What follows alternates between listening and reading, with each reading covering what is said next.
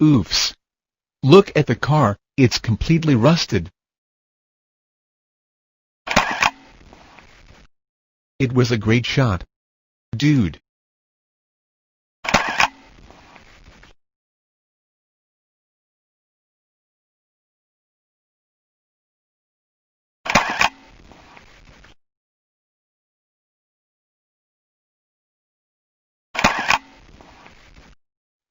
Cutting wood and melting ice are examples of physical changes. On the other hand, the rusting of iron, burning of wood, and eggs cooked into an omelette are examples of chemical changes. Hey! I will show you something. This is a physical change. Let me burn this. I need some charcoal. Now this is a chemical change. There are two types of changes, physical and chemical. Physical changes are temporary, and chemical changes are permanent. Substances can undergo either physical or chemical changes to form new substances. In this lesson, you will learn about elements, mixtures, and compounds. At the end of this lesson, you will be able to define physical and chemical changes, identify the types of change, given an example, define pure substances and mixtures, list the properties of elements, mixtures, and compounds, and categorize substances into elements, mixtures, and compounds. Have you ever observed an ice cube kept outside the refrigerator for some time? Ice melts and changes to water. Yes, there is a change in the state of the ice cube. Now, let's do a small experiment. For this, we need to take 2 beakers with 20 grams of sugar and label them as A and B. Let's add some water to beaker A and stir it. In beaker B, we will add a little sulfuric acid. Now, observe what happens in beaker A. The sugar gets dissolved in water.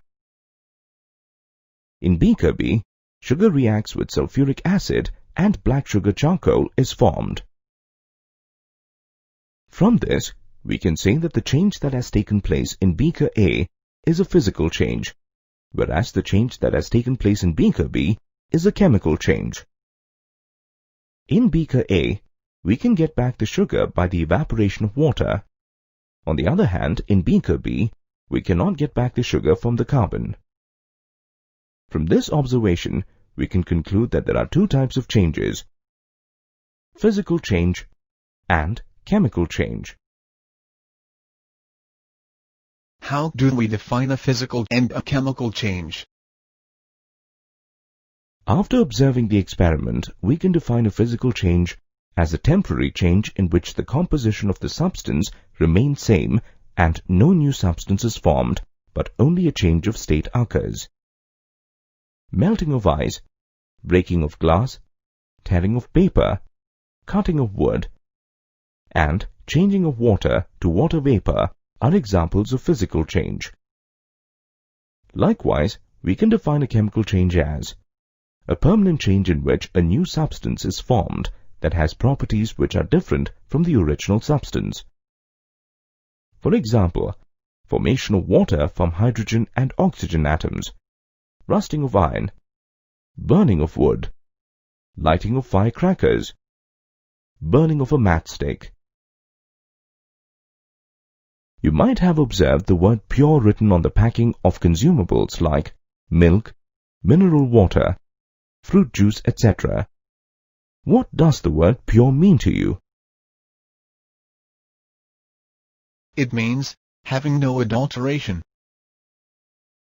That's right, but for a chemist, none of these substances are pure.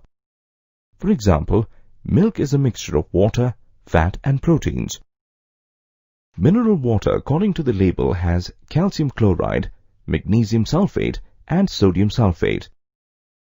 If it were really pure water, in the scientific meaning of the word, it should contain only water molecules. For a chemist, the purity of a substance means the substance is made up of only one type of a particle. The particles may be atoms or molecules.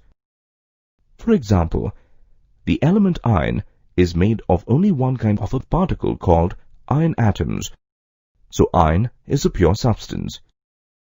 From this, we can define a pure substance as a substance which is made of only one kind of a particle. For example, iron, aluminium, silver, and gold. Okay. So, the substances that are opposite to pure are mixtures? For a chemist, when a substance contains more than one type of a particle, it is known as a mixture.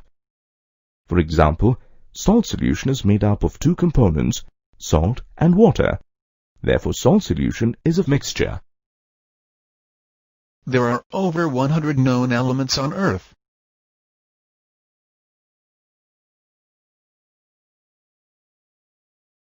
A pure substance which is made up of only one kind of atom and cannot be broken into two or more simpler substances by physical or chemical means is referred to as an element. For example, iron, gold, and silver. How does one identify the elements? Do they have any typical properties? Yes, they do have typical properties. Let's look at some of the characteristics of elements. An element is homogeneous in nature. It is a pure substance, made up of only one kind of atom. For example, iron and silver are made of only iron and silver atoms. An element cannot be broken down into simpler substances by any physical or chemical methods, such as heat, light, electricity, or chemical reactions with other substances.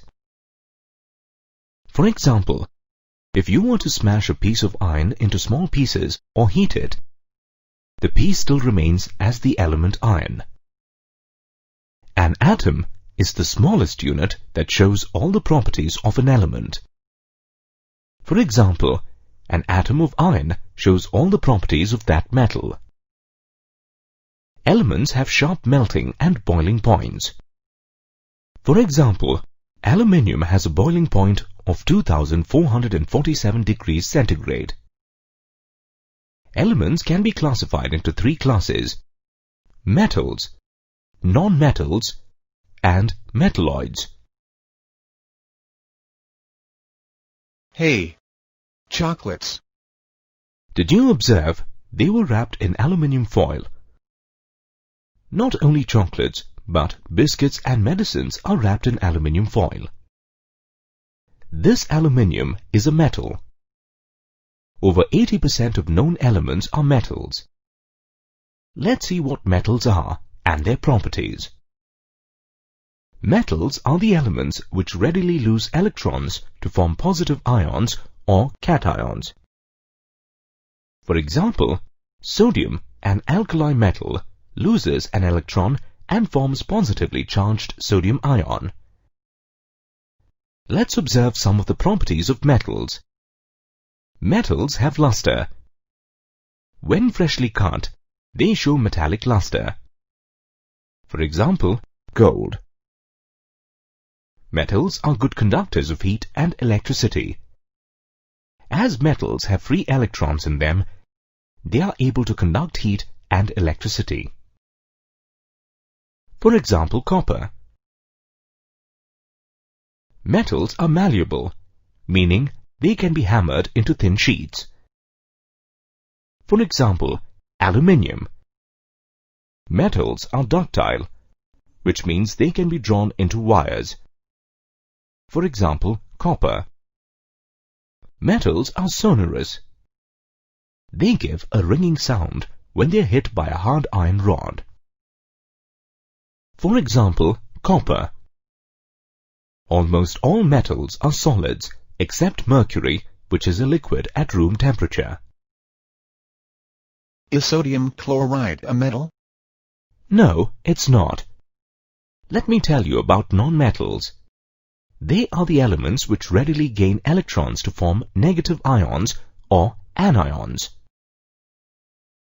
For example, chlorine accepts electrons from a metal like sodium and forms a negatively charged chloride anion.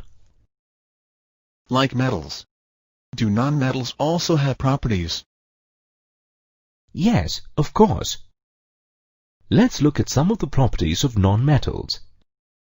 Nonmetals usually show some or all of the following properties. They do not exhibit luster. Nonmetals are bad conductors of heat and electricity. They do not contain free electrons in them, so they do not conduct heat and electricity. For example, sulfur. They are not malleable. They cannot be drawn into sheets. For example, sulfur and phosphorus. Nonmetals are non-ductile. They cannot be drawn into wires. For example, phosphorus. They are not sonorous. When hit by any hard substance, they do not produce any sound. For example, carbon. Nonmetals exist in all the three states. Thus, 11 nonmetals are gases.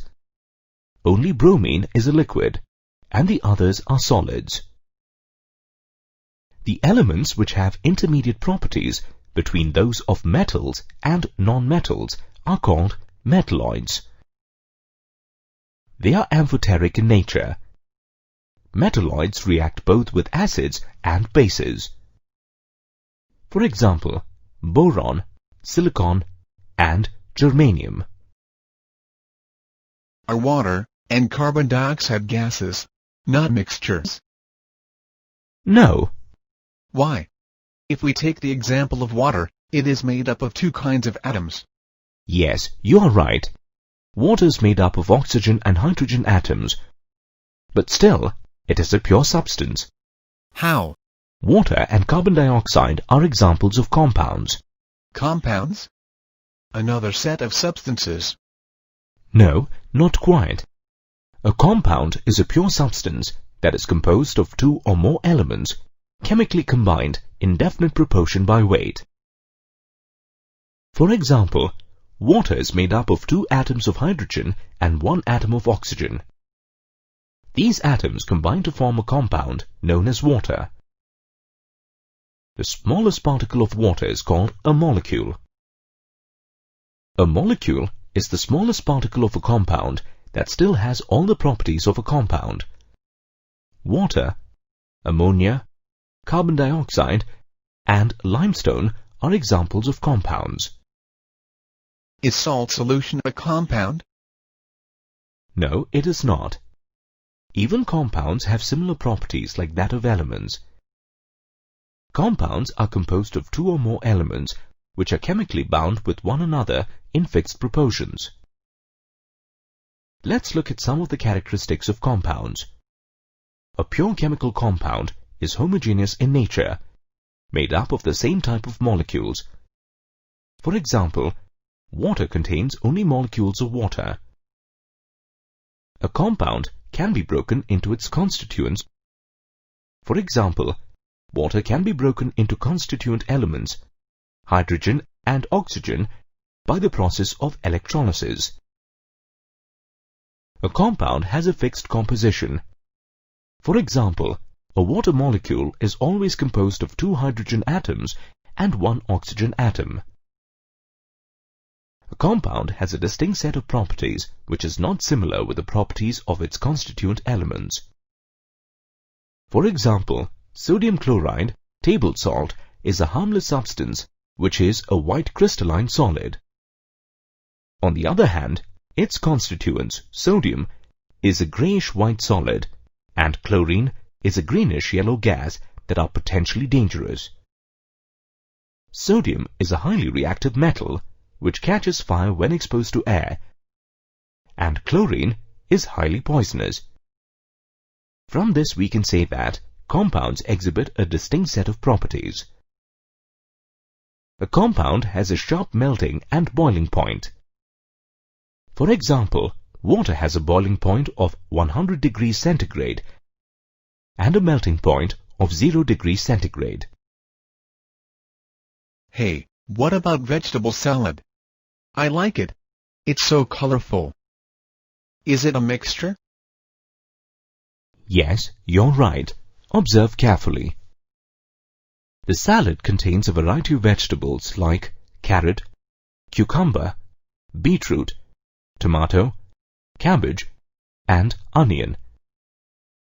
You can segregate each of the vegetables from one another, isn't it? Yes. So, vegetable salad is a mixture. A mixture is matter that consists of two or more substances which may be elements, compounds, or both mixed together physically in any proportion, but not chemically combined. For example, air is a mixture of gases like oxygen, nitrogen, carbon dioxide, etc. These gases are not chemically combined with one another and can be separated by suitable means.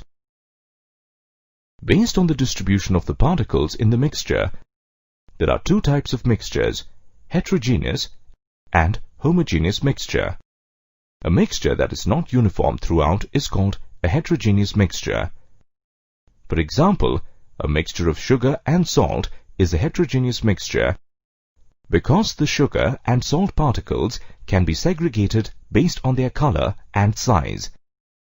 Examples of heterogeneous mixtures are iron fillings and sulfur powder, concrete, which is a mixture of cement, water, sand, etc. The second type of mixture is a homogeneous mixture. Observe the solution. This is a solution of salt in water. How does this salt solution appear to you? It looks uniform throughout. So, such a type of mixture is known as a homogeneous mixture. Brass, a mixture of copper and zinc. Salt solution, a mixture of salt in water, and a solution of alcohol in water are examples of homogeneous mixtures. Now, let's observe some of the properties of a mixture. There is no definite proportion in which the constituents of a mixture combine. For example, the mixture of salt and sand can be in any ratio. The parts of a mixture can be separated by physical means. For example, a mixture of iron filings and sulfur can be separated by using a magnet. When a magnet is placed in the above mixture of iron filings and sulfur, the iron particles are attracted by the magnet, while sulfur particles remain unattracted. When a mixture is created, no new substance is formed.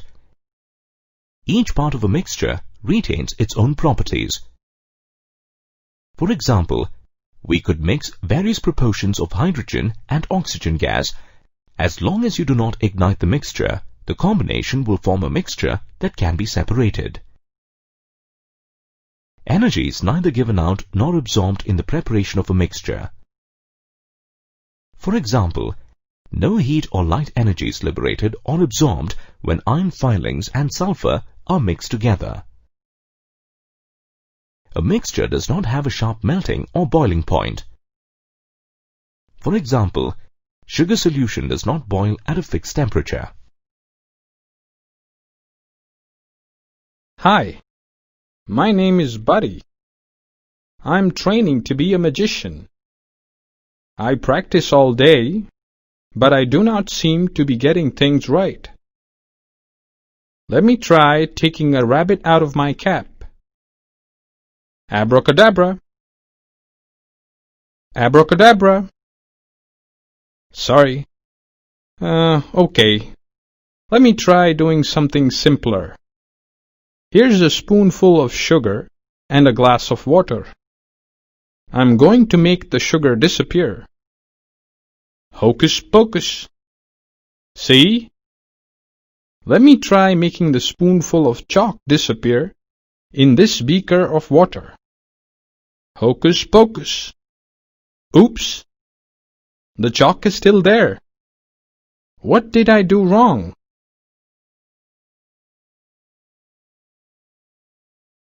This lesson is all about types of mixtures. By the end of this lesson, you will be able to identify the types of solutions, list the properties of a solution, define concentration, differentiate between saturated and unsaturated solutions, list the properties of a suspension, list the properties of a colloid, and differentiate between solutions, suspensions, and colloids. Take 3 beakers with 50 milliliters of water in each. Add a spatula of sugar crystals to beaker A, a spatula of powdered chalk to beaker B, and a few drops of milk to beaker C. Stir well with a glass rod. Particles can be seen in beaker B, but not in A or C. Direct a beam of light from a torch through the beakers A, B, and C, and observe each beaker from the front. The path of light is visible in case of B and C, but not in A. Leave the mixtures undisturbed for some time. Now, filter each of the mixtures. You will find a residue on the filter paper for beaker B. The mixtures in the beakers are of 3 distinct types. The mixture in A is a solution, in B is a suspension, and in C is a colloid. Hey! I could use this while performing tricks. Tell me more. I'm thirsty. Let me conjure up a bottle of cola for myself. Is this cola a solution as well? That's right. Aerated drinks are nothing but gases in a liquid solution. A solution is a homogeneous mixture of 2 or more substances, which means that the density, viscosity, and other physical properties are the same in any part of the solution. For example, a salt solution tastes the same throughout. A solution has a solvent and a solute as its components. A component of the solution that is present in a larger amount is called the solvent. A component of the solution that is relatively present in a smaller quantity is called the solute. A solution of iodine in alcohol is known as a tincture of iodine.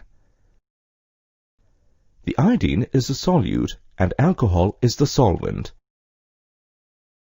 This is an example of a solid in a liquid solution.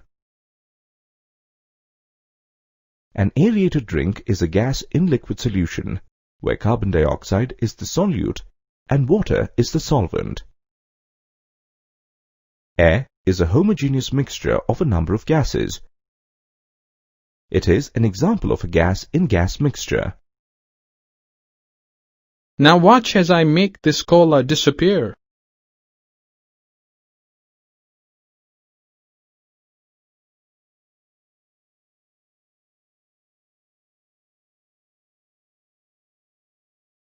A solution is a homogeneous mixture of 2 or more substances. The particles of a solution are smaller than 1 nanometer in diameter, so they cannot be seen with the naked eye.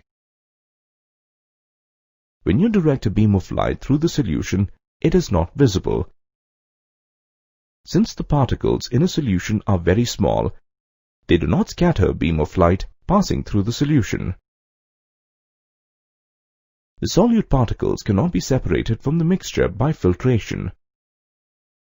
Since the particles are very small, they pass through filter paper.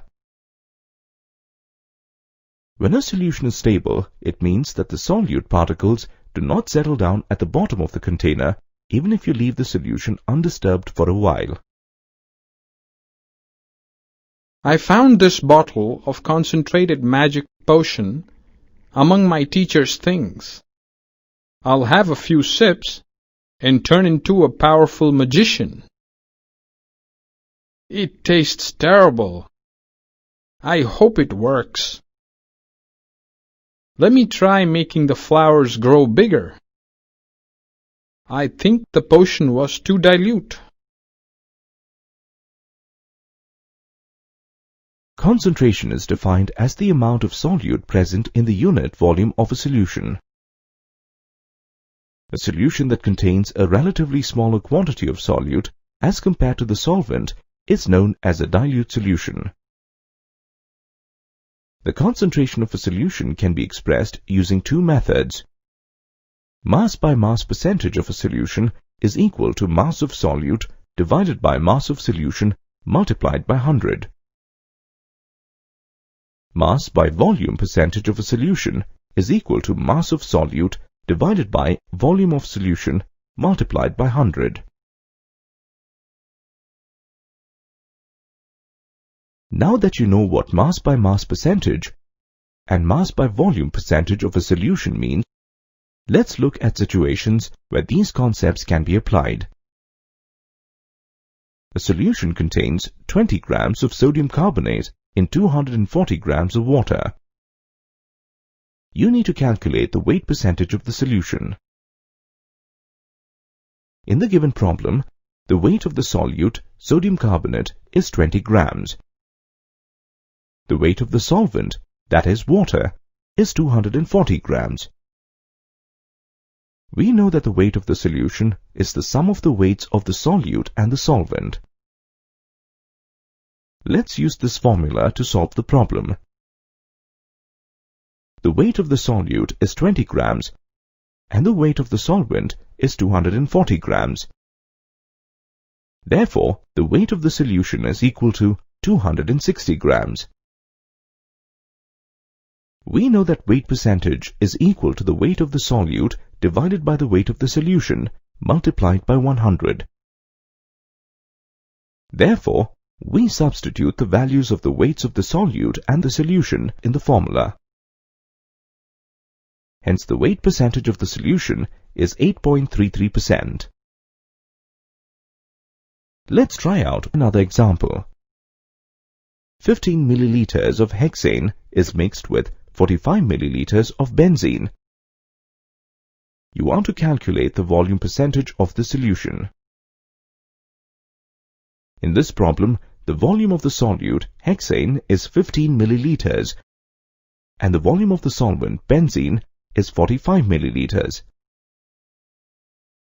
The total volume of the solution is equal to the sum of the volumes of the solute and the solvent. The volume of the solute is 15 milliliters and the volume of the solvent is 45 milliliters. Adding both the volumes, you get the total volume of the solution equal to 60 milliliters. We know that the volume percentage is equal to the volume of the solute divided by the volume of the solution multiplied by 100. Therefore, the volume percentage of the solution is given by dividing 15 milliliters by the total volume of the solution, that is 60, into 100. Hence, the volume percentage of the solution is 25%.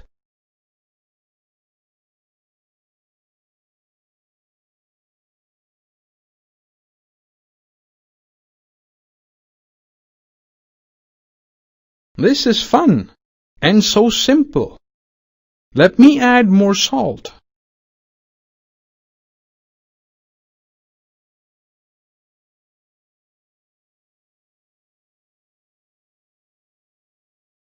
I must have messed up again. The salt is not dissolving anymore. Even if you stir the solution vigorously or wait for a long time, the solution will remain undissolved. You have obtained a saturated solution in which no more solute will dissolve. The solution that we had obtained initially was an unsaturated solution. Now heat the saturated solution. The undissolved solute present in the saturated solution slowly dissolves as the temperature rises. After the solute has dissolved completely, slowly cool the resultant solution to room temperature without disturbing it. The solute, which was undissolved before heating, has now dissolved.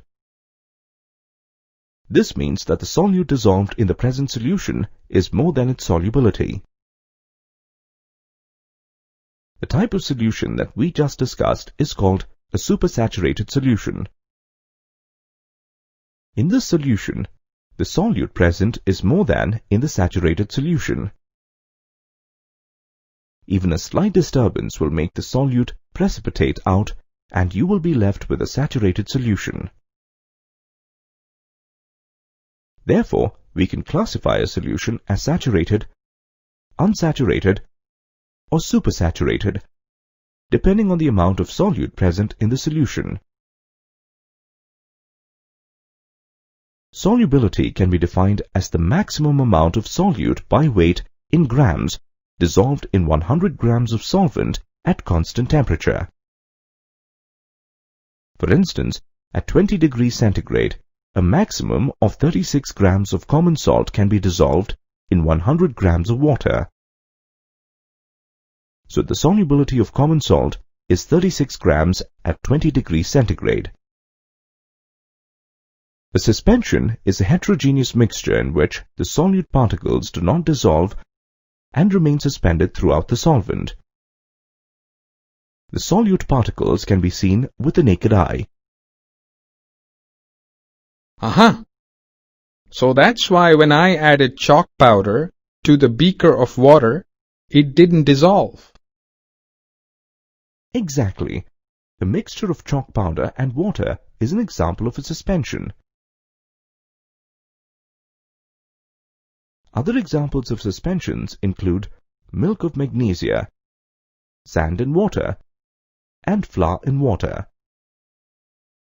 A suspension is a heterogeneous mixture. The particles of a suspension are quite large, and they scatter a beam of light passing through the suspension and makes its path visible. A suspension is unstable. When a suspension is left undisturbed, its solute particles settle down at the bottom of the container. The solute in a suspension can be separated from the mixture by the process of filtration.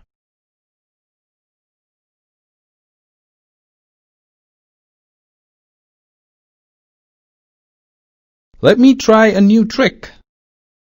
I'll put some ink into this glass of water. Then I'll pass a ray of light through the glass. I've become a magician at last.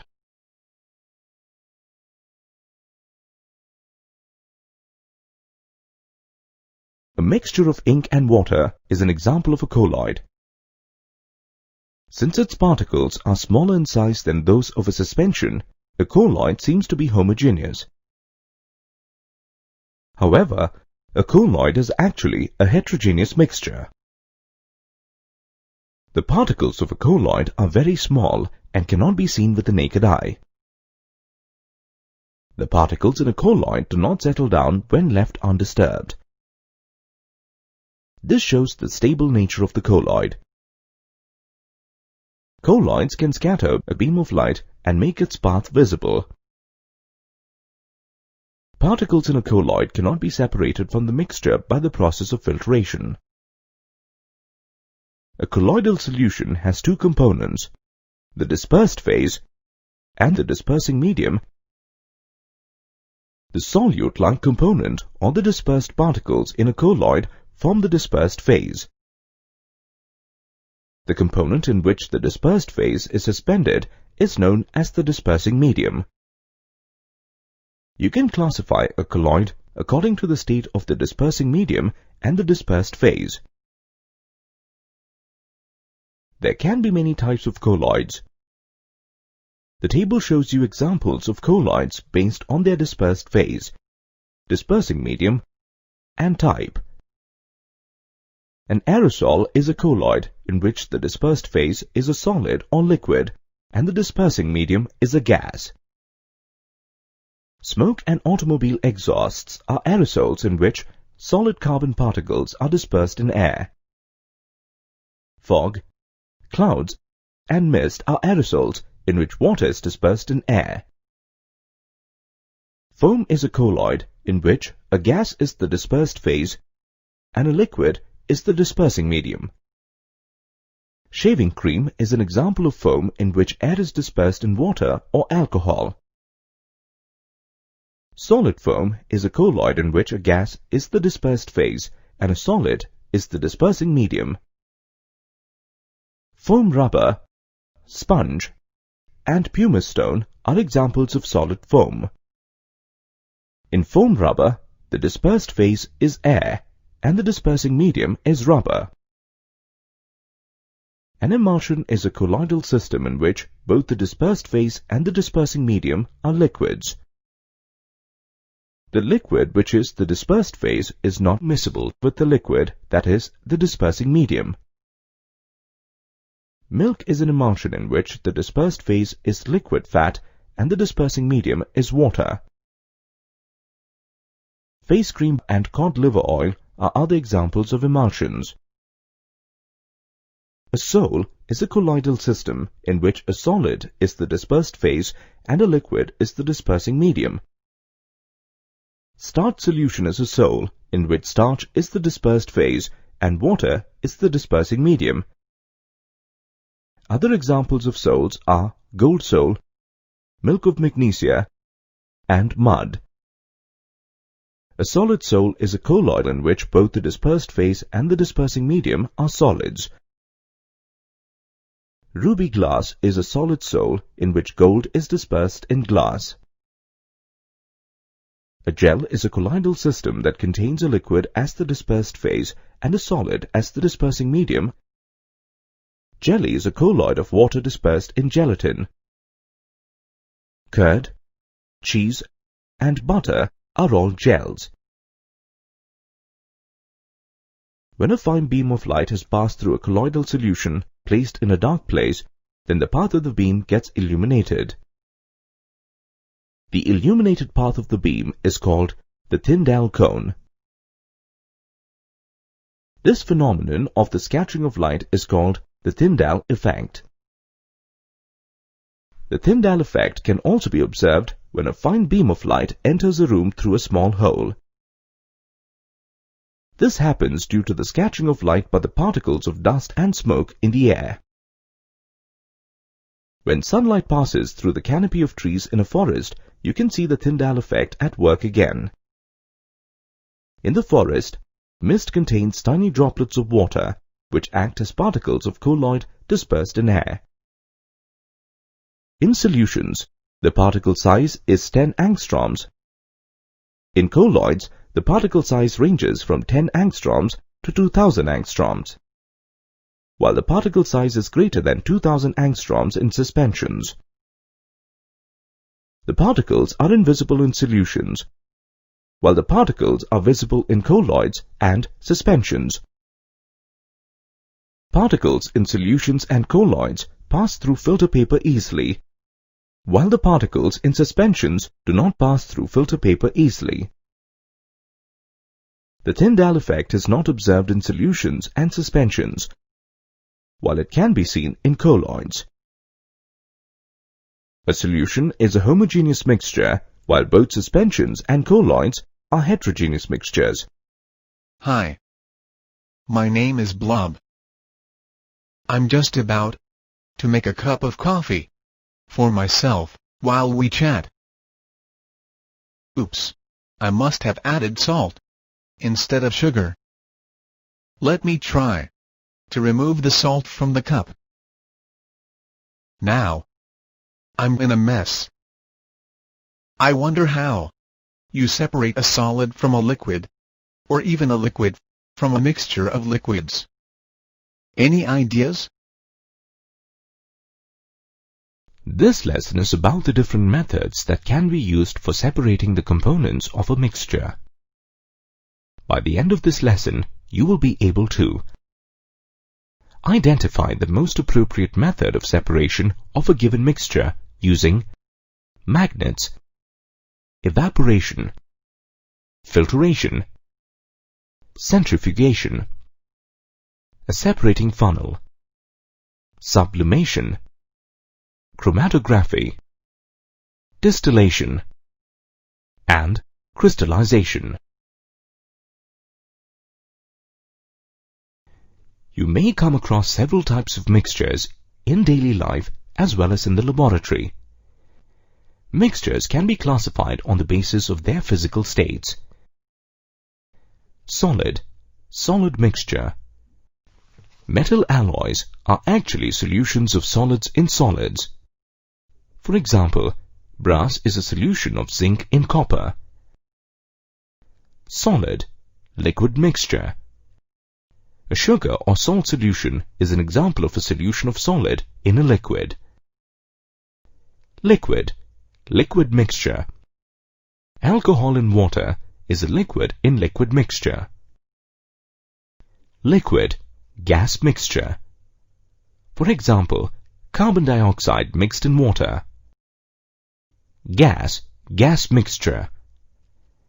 Air forms a gas in gas mixture as it is a solution of gases like oxygen, argon, nitrogen, and carbon dioxide.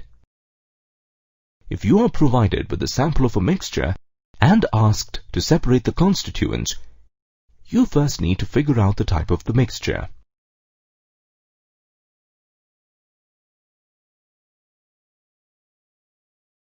Hey, that's so cool. Though I don't know why this happened. You can separate a mixture of sulfur and iron filings by passing a magnet over it. The iron filings will get attracted to the magnet and will stick to it. You can use this method to separate a mixture in which one of the components is a magnetic material. Now I get it. I've been trying to remove the salt from the solution, but it doesn't seem to be working. You can separate salt from a solution by evaporating the water from the solution. Evaporation is the process in which a dissolved solid substance is obtained from a solution by allowing the solvent to vaporize. Let's take a look at this process through a demonstration. Take a common salt solution, put it in a china dish and heat it gently. You will observe that the water evaporates and the common salt is left behind in the china dish as a white solid. Evaporation is used to separate a mixture containing a non-volatile, soluble solid from its volatile, liquid solvent.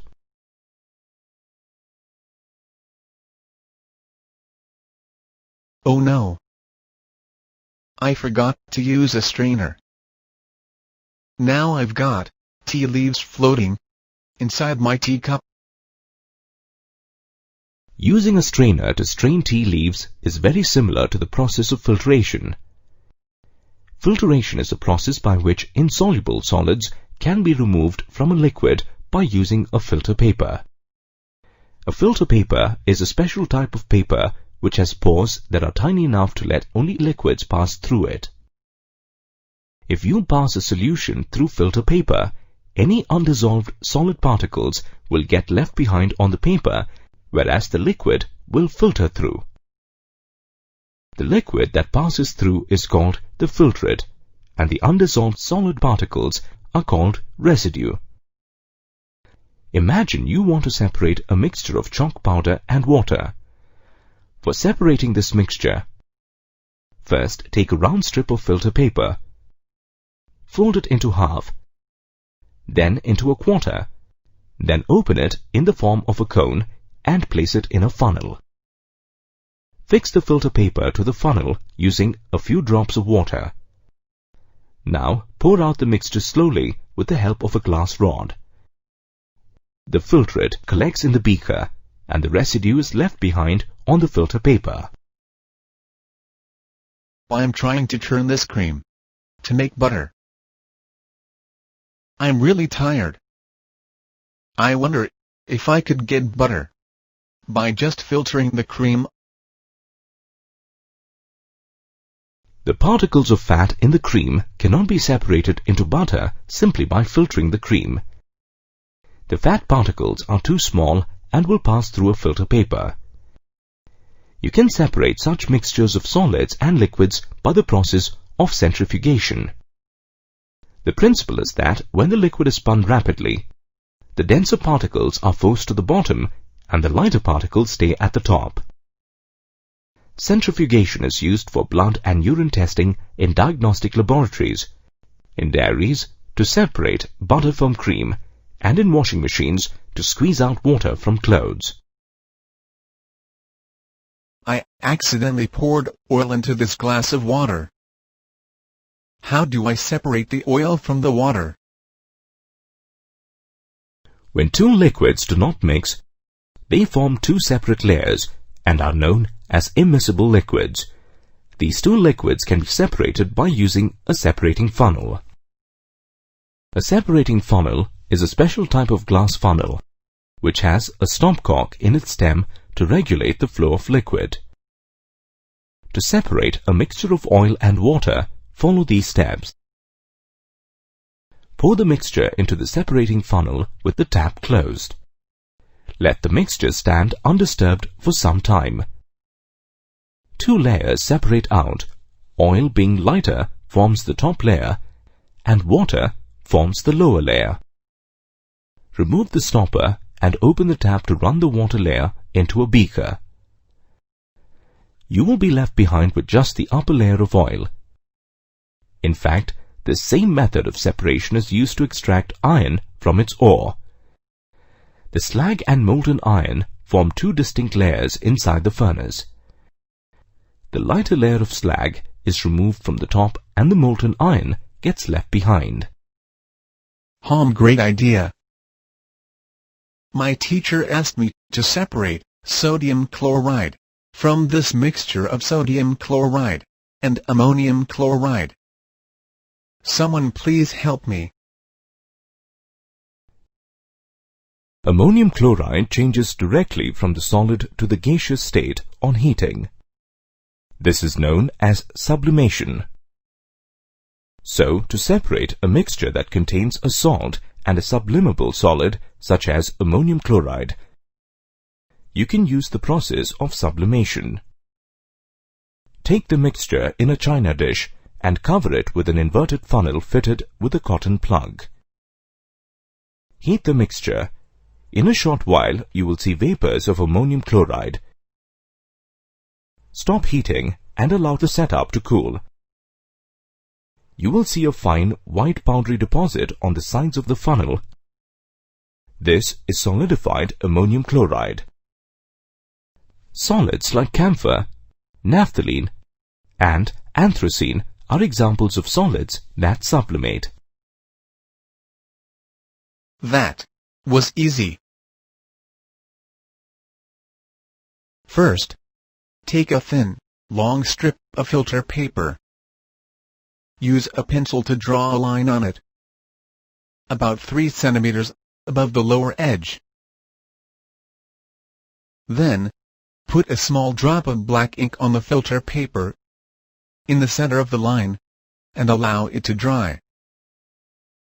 Finally, lower the filter paper into a jar containing water, so that the drop of ink on the paper is just above the water level.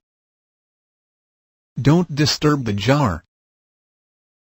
You will see that the water rises up the filter paper. But why are there different colored spots on the paper strip? The ink has water as the solvent, and the dye is soluble in it. As the water rises, it takes the particles of dye along with it. Since a dye is made of 2 or more colors, the color which is the most soluble rises faster and higher. This is why there are differently colored spots on the paper. This process of separation is called chromatography. This method gets its name from the Greek word for color, chroma, as it was first used for separating colors. Chromatography is specifically used to separate a mixture that comprises solutes that dissolve in the same solvent. The technique we have just seen of using paper to separate the components of ink is referred to as paper chromatography. Chromatography is used for separating colors in a dye, pigments from natural colors, and drugs from blood. I have to separate a mixture of acetone and water. How do I do that? To separate a mixture of water and acetone that form a miscible liquid pair, set up the apparatus as shown in the diagram. Put the mixture into a distillation flask. A distillation flask is a round-bottomed flask with a tube at its neck. This tube is attached to a Liebig condenser. The Liebig condenser is a long glass tube within a glass jacket with an inlet and outlet for water. The open end of the flask is fitted with a one-holed rubber cork through which a thermometer is introduced. Heat the mixture. You will see that the acetone, which has a lower boiling point, vaporizes first and then condenses in the condenser. It can be collected from the condenser outlet. Water gets left behind in the flask. This process of conversion of a liquid into vapor by boiling and then recondensing the vapor into liquid is called distillation. This method is used for the separation of a mixture containing two miscible liquids that boil without decomposing and have a large difference between their boiling points. What if the boiling points of both liquids are close to one another?